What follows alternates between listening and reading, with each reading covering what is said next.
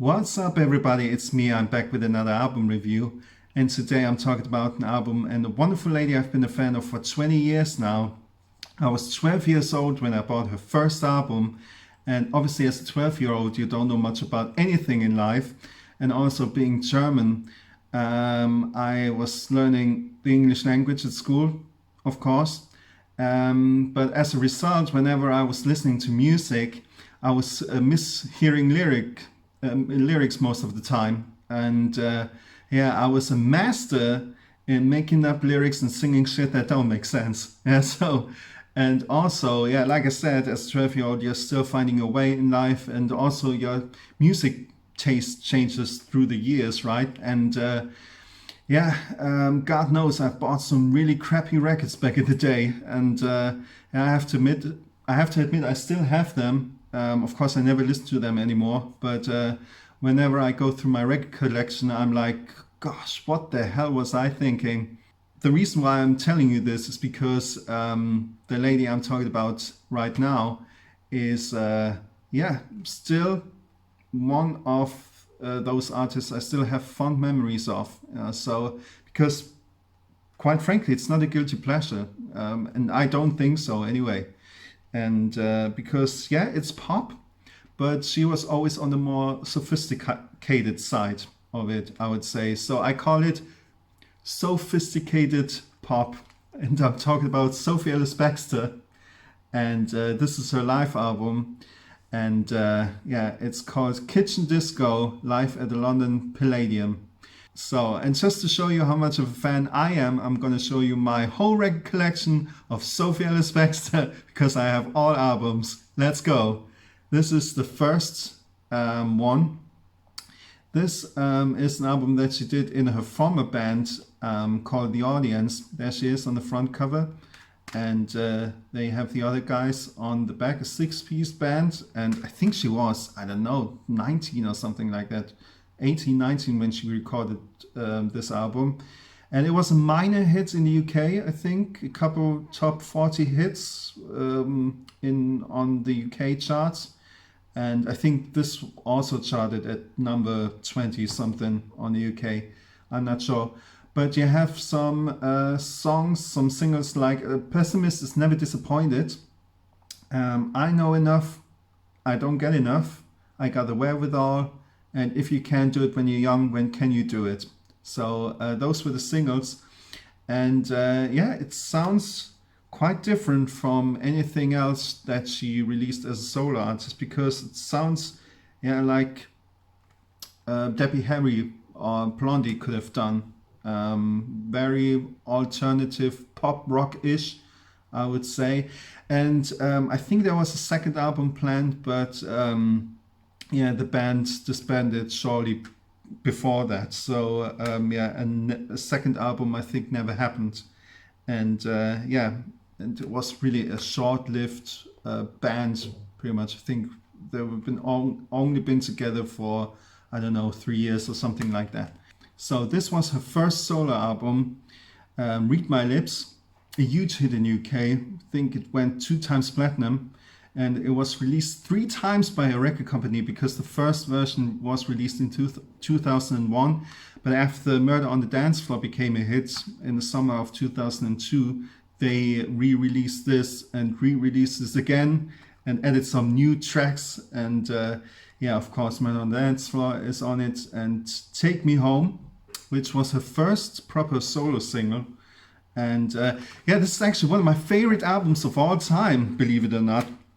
And like I said, it's not bubblegum pop, you know, because actually you have a song called Move This Mountain, and she co-wrote this song together with, I think Alex James is his name, who is the bassist of Blur.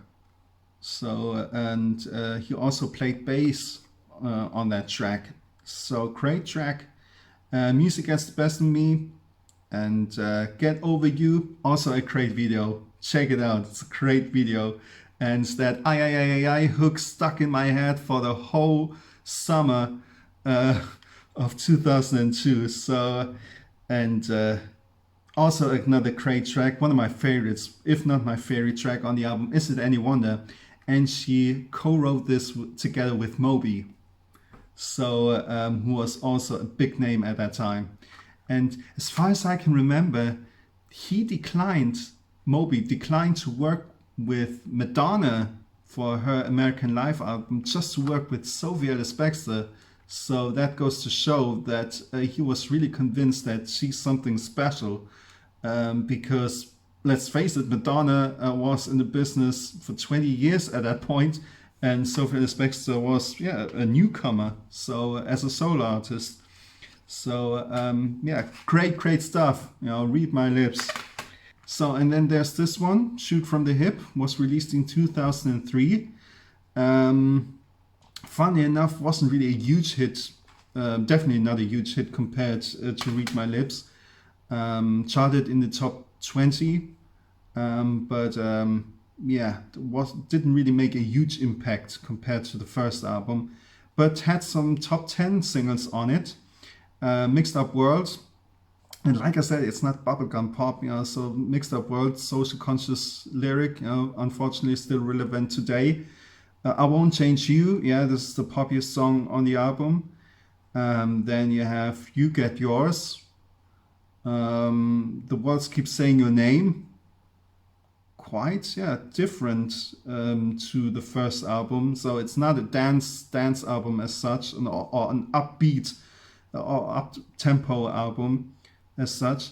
And I Am Not Good at Getting What I Want, so this is kind of a bluesy, sort of jazzy sort of tune. So, and Hello Hello, this is also a great track. So Shoot From The Hip, and a good album. So, and then she got married and she got pregnant, and she took a little break from the music industry, and she followed up with this one. This was released in 2007, and Catch You was another top 10 hit for her, and Me and My Imagination is on it.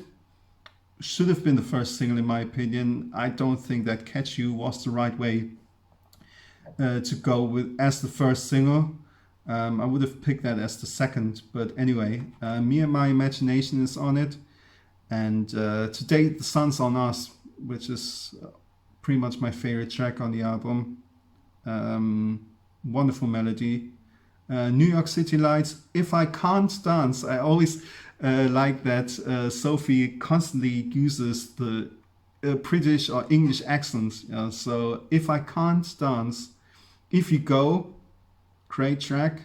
Love Is Here, and some good stuff. And then she released some singles here and there over the years, but it took 4 years to get another album together. Make a Scene came out in 2011. This actually was her least commercially successful album ever. But some good stuff, I think. Bittersweet is on it, Off and On. This is the song that Roisin Murphy of Moloko wrote together with Kevin Harris, and I think it's supposed to be on it was supposed to be on her Overpowered album, but I think she wasn't really satisfied with it, or felt that it didn't really fit the album, and so she didn't really do anything with it. And then Sophie, I guess, heard it and she recorded her version. And Heartbreak is on it. Not Giving Up on Love, great track. Can't Fight This Feeling. Starlight, one of my favorites ever.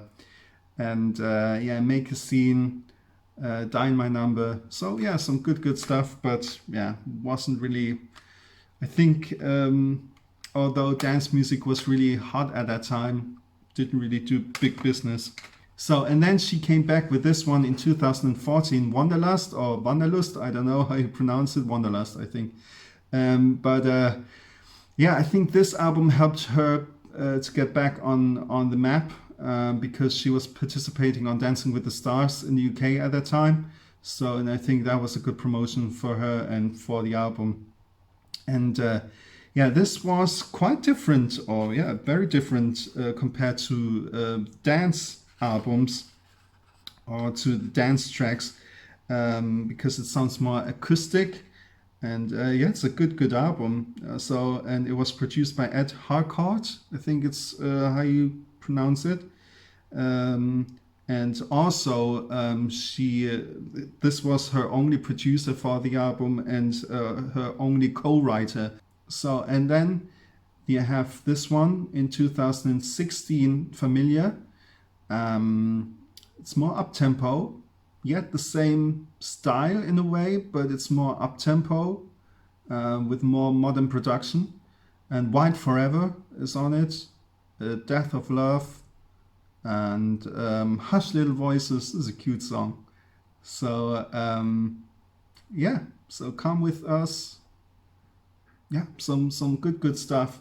So, and then she followed up with this one in 2019, the Song Diaries. She re-recorded her old hits with an orchestra, and yeah, it sounds fantastic. It's quite interesting to listen to because obviously some of the tracks were really production driven and yeah, up-tempo dance tracks. But if you put all that stuff away and just add some strings to it, you know, it just sounds just as beautiful, I think. And this, she went back out on the road for this album, and this was the first time I saw her live in concert. After so many years, I was in Manchester, and then I saw her live, live in concert for this album. So, yeah, wonderful tunes, I think. So, and then I guess because of COVID and lockdown, she started a series called The Kitchen Disco, and this album came out. It's basically a best of with some new tracks. Crying at the Discotheque was the single from it. And yeah, it's quite interesting when you watch that video for the single. I remember when I first watched that video, you can see Sophie singing in an empty club, in an empty O2 arena. And I think it's the O2 in London. And I was thinking, my goodness, will it ever be the same again? And now, when I watch that video, now it's such a relief to realize, okay, it's pretty much the same again in terms of, concerts and stuff. So, because let's face it, it was a frustrating time for everyone, and now it seems to be under control, right? So, yeah, thank God. So, and then she went back out on the road for the Kitchen Disco, and now we have the live album for it. Sophie Ellis-Bextor's Kitchen Disco live at the London Palladium. 2 CDs. I think CD1 is the whole show, and CD2 contains some outtakes or some tracks that weren't really a substantial part of the show. And yeah, let's go through the track list. So CD1 starts with Take Me Home. Track 2 is Disco Inferno, a great disco track, I think. Generally speaking, I think disco, in my opinion, is the most underrated music style in history, because those productions were top notch, and the arrangements were top notch with the strings and the horns and everything. So, and it still sounds good. So it still sounds good when I listen to it now. Those were the 70s, from a production point of view, it's top notch, I think. So whether it's Disco Inferno or, man, you had bands like Earth, Wind and Fire, Kool and the Gang, and yeah, obviously Saturday Night Fever and all that kind of stuff. So great stuff. So, and then All Night Long, a cover version of Lionel Richie's song. I prefer the original, to be honest, because it's Lionel Richie's song. It's so iconic, and yeah, she sings it nicely, but her British accent doesn't really fit to the song. And yeah, so I heard that song so many times now, and yeah, it's just an iconic song. And then you have Hypnotized. This is a new song. And I think this is the first single of the upcoming album, because she's working on a new album right now. So, and then Dancing Queen, ABBA cover version, legendary song, of course. While I think that Sophie has got a very distinctive and a unique voice, I think that really brought her to her limits when it comes to vocal range. So, and that goes to show that ABBA songs are not the easiest songs to sing. And also, it's, yeah, you realize when you listen to her version, you realize again the songwriting genius of Björn and Benny. So, and then you have a medley of Get Over You, Lady, Groovejet, and Sing It Back. Get Over You, to be honest, has always been the weakest track when it comes to live performances. It's a great track, but the original is so production heavy or so production driven. It's quite difficult to translate it into a live context, just with a 4-piece band or something. So unless you use many backing tracks. So yeah, because if you listen to the original Get Over You, you realize that there are so many gimmicks in that song that it's quite difficult to play live. And you have Lady, Hear Me Tonight. Mojo, I think, was the original band for that. Another big hit in Europe. And Groovejet, of course. And then Sing It Back, the Moloko song. And it's a good medley to play all those songs in a row, because all those songs came out pretty much in the same era of music, in the 2000s, early 2000s, and early noughties. And a nice medley. And then Like a Prayer, Madonna cover version, another iconic tune. I think some would say that Sophie sings it better than Madonna these days. But I mean, let's face it, Madonna wrote it together with Pat Leonard. And it's her song, I would say. So, but Sophie sings it nicely, I think. And Like a Prayer, one of Madonna's greatest. So great song. And then Murder on the Dance Floor, of course. She giggles or she laughs during that song, which I like, because it shows that it's really a live show. So it's some sing along with the audience, and definitely her biggest hit, and still a song that I still have fond memories of, not only of the video but also of the song. Really funky and great dance track. And then my favorite things, the last track on CD1. I think she sang that unplugged, literally, so with no microphone. And she also did that in the Manchester show that I saw live. And why not? It's something different. So, and then CD2 starts with Ain't Nobody. Great track. I've always loved that tune. It's a Rufus and Chaka Khan song. Great chorus. Ain't nobody loves me better. And I think Sophie did a nice job. And Ain't Nobody. Always loved that tune. So, and then we have Ballroom Blitz. This is a cover version of an old Sweet track. One of the pioneers of glam rock, the Sweet. And they were huge back then. And how do I know that? Because my mom was a huge fan back in the day. I think it was her first concert in 76, 77, something like that. And they had a string of hits: Wig Wam Bam, Blockbuster, and Fox on the Run, and Ballroom Blitz. And but to be honest, it's not really Sophie's thing. So I think if you sing glam rock, it's something different. So, and Sophie's voice has always been more posh, I would say. So it doesn't really fit the song. But a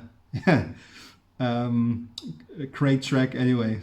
And then Yes Sir, I Can Boogie. I think I prefer Sophie over the original, I would say, because this is her style, disco style. Yes Sir, I Can Boogie, another iconic disco tune.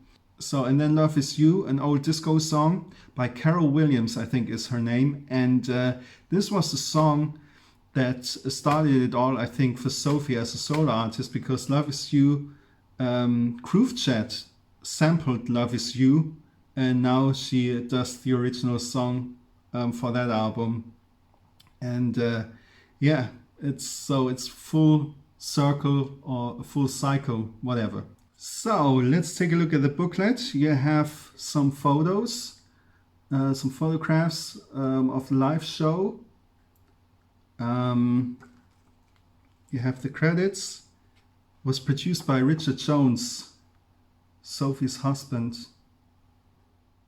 And yeah,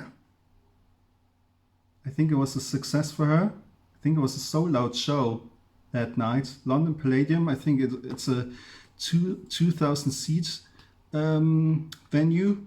So I can recommend this album. It's a good live album that really captures a live vibe.